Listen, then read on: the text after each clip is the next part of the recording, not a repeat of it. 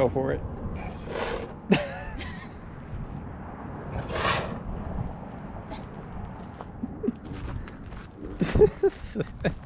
I made this little stand here out of wood or support to help me jack up the new tank since I'm doing this by myself.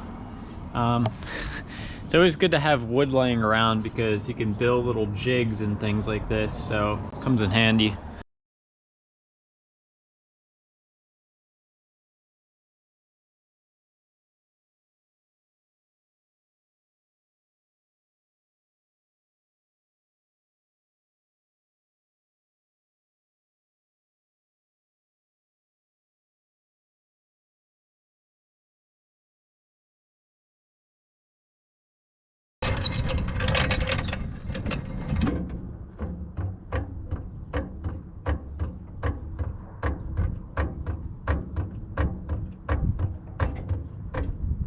Let me give you a little tour and some updates here.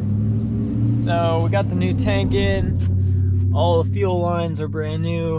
I'm still not getting voltage to the power, so I'm just jumping it from the battery right now.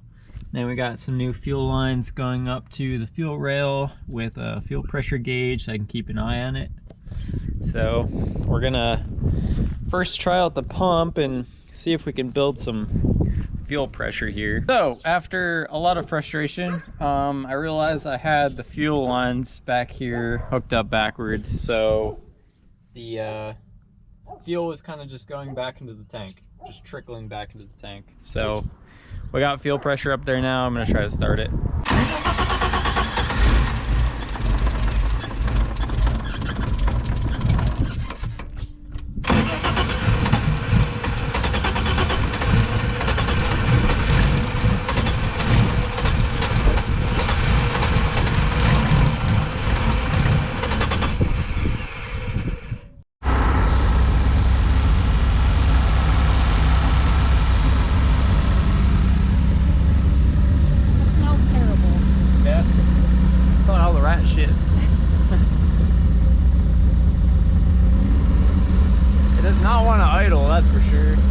Mess with some of the like timing and fueling to get it to idle, but I'm holding at like I think it's at like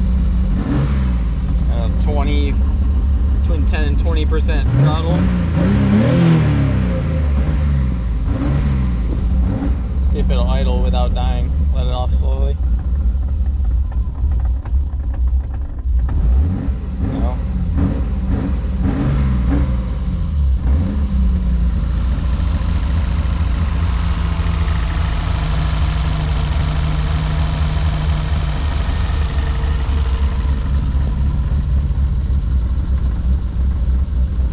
With the big cams too, it's the idle is gonna have to be like 1,000 RPM, kind of like the Evo is.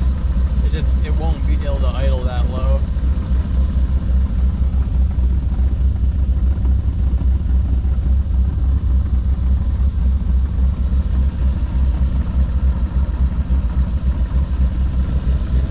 Very cammy. It's shaking the car. Yeah.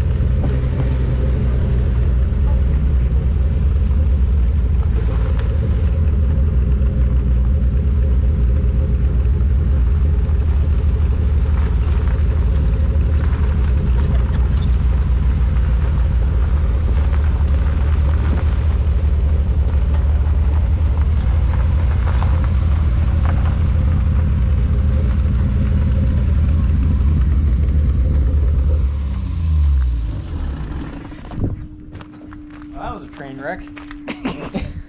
I had no brakes, and the throttle got stuck, so that was a little sketchy. Apologize if that video was a little bit hard to follow.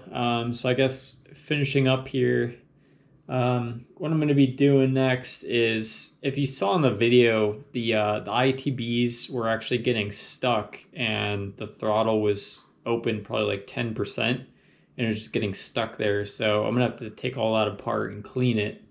And then I want to probably replace all the spark plugs, because I mean, with it running that rich, it was probably fouling the plugs out. And if you can see in the video, it was kind of cranking pretty hard and not really catching right away. So I think it's really a spark issue. The other thing is, I want to really redo the whole tune. I'm probably going to lean it out as much as possible, starting with that, because I don't want to mess up the new wideband O2 sensor I have. And then if I put brand new plugs in it and it's still super rich, I don't want to ruin those plugs as well. So I'm going to do a whole bunch of preliminary stuff to make sure I don't ruin my new good sensors I have.